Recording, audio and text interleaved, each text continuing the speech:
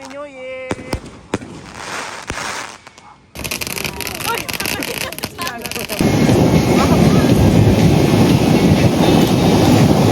Welcome to Tamban TV! Kamusta mga ka-fambal? Namiss namin kayo ng sobra. It's been a long time since our last vlog. Kaya naman ngayon, heto kami, back on the road. This will be a long drive para sa aming unang vlog ngayong bagong taon. Alam nyo naman, kailangan din natin mag-recharge minsan para mas masaya ang pagbabalik. Kaya ngayong January 1, 2026, samahan nyo kami buksan ng taon sa isang lugar na matagal na namin gustong mapuntahan. Relax lang tayo, kwentuhan at syempre, bonding as a family. Ready na ba kayo? Let's go! Oh, saglit lang, bago tayo magpatuloy at kung bago ka lang sa aming channel, please hit the subscribe button dahil marami pa tayong family bonding moments na katulad nito. Yun oh, excited na ba kayo mga ka-fambal? Wait lang, maya nandyan na tayo. Nga pala para sa mga ka-fambal nating nagmamaneho rin at nagpaplano ng long drive, nag-record ako ng odometer at nag-full tank bago umalis. Gusto ko lang i-share sa inyo para may idea kayo sa fuel consumption papuntang Aurora. Sisingit ko lang dito para sa mga mahilig mag-compute ng budget sa gas. Importante ring alam natin ang takbo ng sasakyan natin bago ang mahabang biyahe, di ba? Bago kayo sumabak sa mahabang biyahe, huwag kalimutan ang blow bagets. Dapat may sapat na tulog ang driver dahil kailangan ng matinding focus sa daan.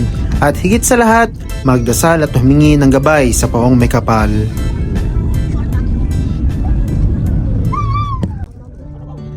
Kailangan talaga naming munang itabi ang sasakyan. Tingnan nyo naman kasi yung view. Layer na kabundukan na parang painting lang. Alam nyo, sa Manila, sanay tayo sa matataas na building, traffic at usok. Pero dito, puro greens. Ito yung tinatawag nating visual detox. Nakaka-refresh ng mata at punong-puno ng oxygen ang baga natin ngayong unang araw ng 2026. Hi! So malapit na kami. We're 40 kilometers away. Hi, Ate! Kamusta? Sarap ba? Hi, Sus! Papa, sus dito ka. Ayun sila boss. Ayun. Alright. Kasi ayun, punta tayo doon. Ito yung mga bossing natin. Say hi, so Hi, hello.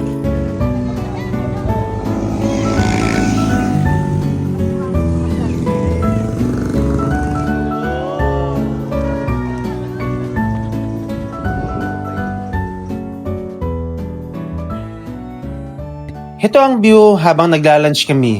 Tingnan nyo naman kung paano niyayakap ng bundok yung dagat. Yan ang shoreline ng Dingalan mula rito sa taas. Itong hillside mountain na to, ito ang dahilan kung bakit hindi nakakasawang mag long drive. Nakaka-relax pakinggan yung hampas ng hangin habang pinapanood mo yung ganito kagandang landscape.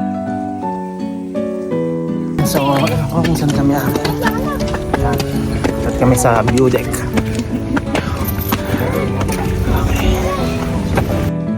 Sabi nga nila, life is an uphill climb. Minsan mapapagod ka, minsan hihingalin ka at gusto mo nang huminto. Parang yung pagkakit namin dito kanina.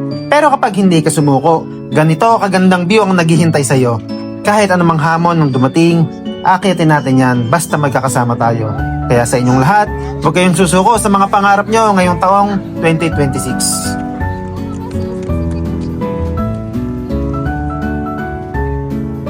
Welcome sa Tuktok ng Dingalan. Ngayon, alam niyo na kung bakit ito binansagang Batanes of the East. Tingnan niyo naman itong view na tong nasa Pacific Ocean. Hawig na hawig talaga sa ganda ng Batanes sa norte.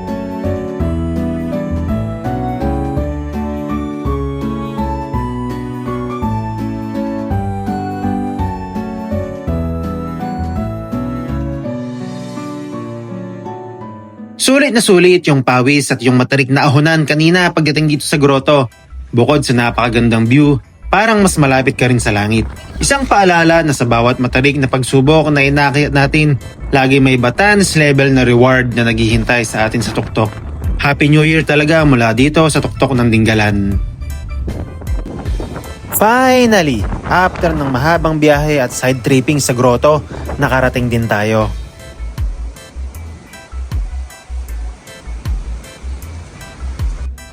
Ito na ang ating final fuel report. Mula Binyan, Laguna, tinakbo natin hanggang dito sa Dingalan.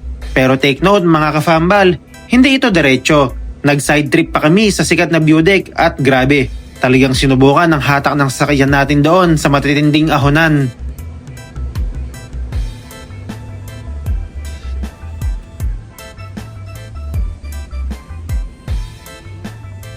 Pagod sa biyahe, tulog muna tayo.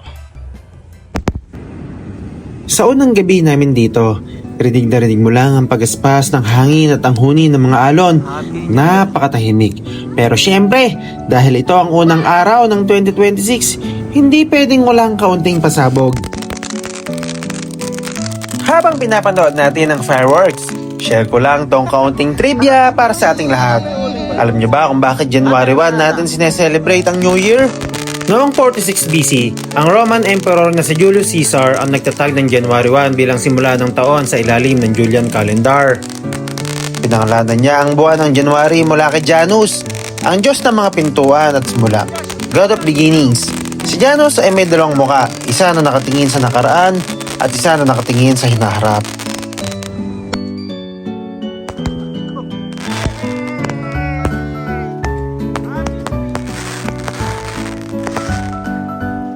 Kaya gaya ni Janus, ngayong gabi, tinitingnan namin ang lahat ng mga aral ng nakaraang taon. Habang punong-puno kami ng pag-asa na nakatingin sa magandang kinabukasan ng aming pamilya ngayong 2026. Cheers para sa bagong simula! Matapos ang maikling trivia na yon tungkol kay Janus, isa lang ang sigurado ko, ang liwanag na dinala natin sa langit ng Dingalan ay hindi lang para sa aming pamilya. Ramdam ko na hindi lang kami ang nag-enjoy, kundi pati na rin ang lahat ng mga guests dito sa resort at maging yung mga nasa malalayong dalampasigan na nakatanaw sa ginawa nating fireworks display.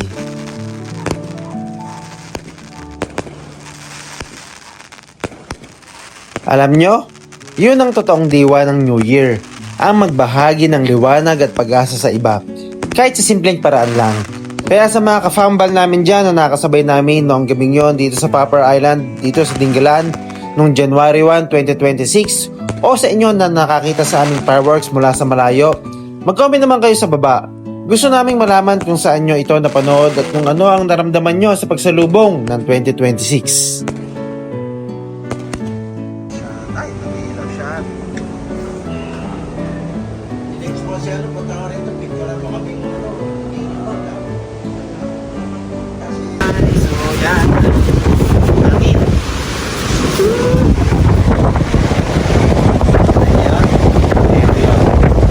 Tingnan natin. Yun, no? Overlooking. Huh? Wow.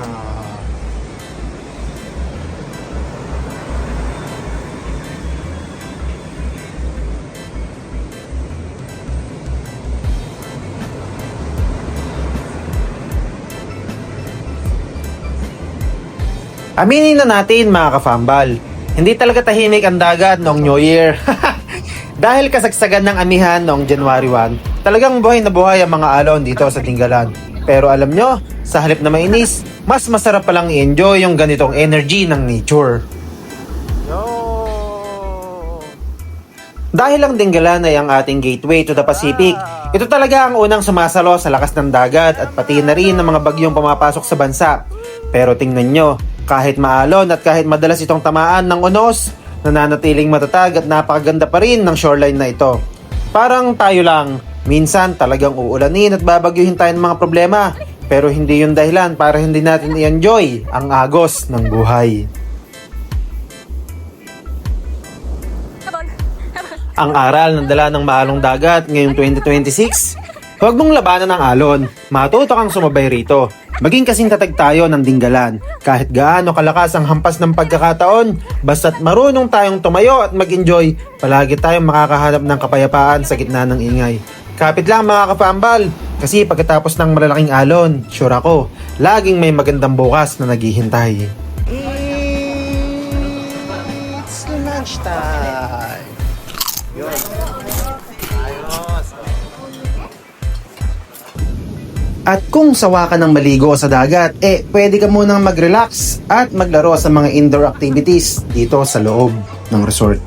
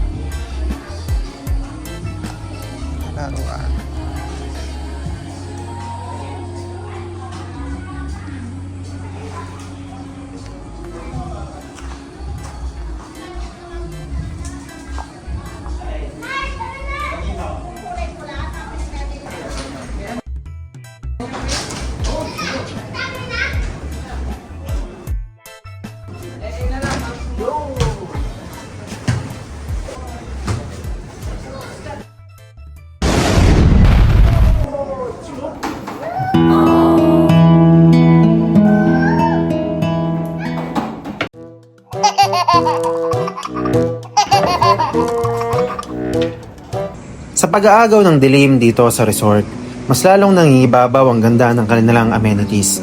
Tingnan nyo itong warm amber at red accent lights na nagbibigay ng golden glow. Parang hindi natatapos ang sunset sa loob ng resort. Dito sa tahimik na lugar na to, masarap tumambay. Mag-isip ng malalim at talagang i-unplug ang sarili mo sa ingay ng mundo. Gaya ng mga ilaw na to, sana ay mahanap din natin ang sarili nating liwanag ngayong 2026. Isang paalala na sa dulo ng bawat mahabang biyahe o pagsubok sa buhay, laging may kapayapaang naghihintay basta't marunong tayong huminto at huminga. Chill lang tayo mga kafambal.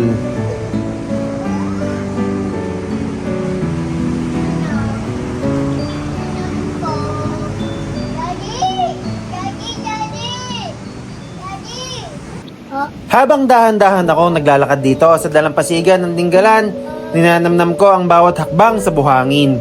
Alam nyo, ang dagat na to ay parang buhay lang natin. Maalon, maingay at minsan ay mapanghamon. Pero sa dulo ng araw, lagi itong bumabalik sa pagiging kalmado. Itong biyahe namin mula Binyan, hindi lang ito tungkol sa layo ng narating, kundi tungkol sa paghahanap ng kapayapaan sa gitna ng ingay. Kaya ngayong 2026, huwag tayong matakot sa malalaking alon ng buhay. Matuto tayong sumabay sa agos at laging tandaan na pagkatapos ng bawat mahabang lakad, laging may magandang tanawin na naghihintay. Salamat sa pagsama sa aming pamilya sa adventure na ito. Baonin natin ang liwanag at pag-asa mula rito sa Aurora. Happy New Year sa inyong lahat mga kafambal. Peace, love, and keep moving forward. O eto na, pauwi na kami. Pero hindi namin pinalampas itong moment na to. Binaba talaga namin lahat ng bintana kasi sayang naman yung presyong hangin dito sa Sierra Madre. Ramdam nyo ba yung lamig? Iba to eh. Hindi to yung galing sa aircon, kundi galing mismo sa mga puno at sa dagat na pinanggalingan lang natin. Amoy sariwang lupa at preskong hangin. Para kaming nag-oxygen refill bago sumabak ulit sa realidad pauwi. Alam nyo, minsan kailangan lang talaga nating i-unplug ang sarili natin at hayaang yakapin tayo ng nature. Kahit malayo ang biyahe, sulit na sulit naman dahil bawon namin itong peace of mind na ito. Salamat, Dinggalan, sa pag-refresh sa amin. Stay chill lang tayo palagi mga kafambal. Nag-enjoy ka ba sa biyahe nating ito? Please hit the like button at mag-comment ka na sa baba kung saan mo gustong pumunta sa susunod nating vlog. And don't forget to subscribe dahil marami pa tayong gagawing family bonding moments na katulad dito.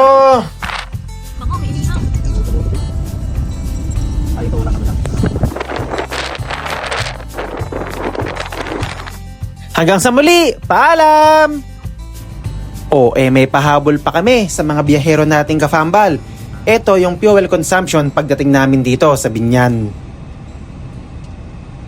Hey guys, please like and subscribe. Subscribe!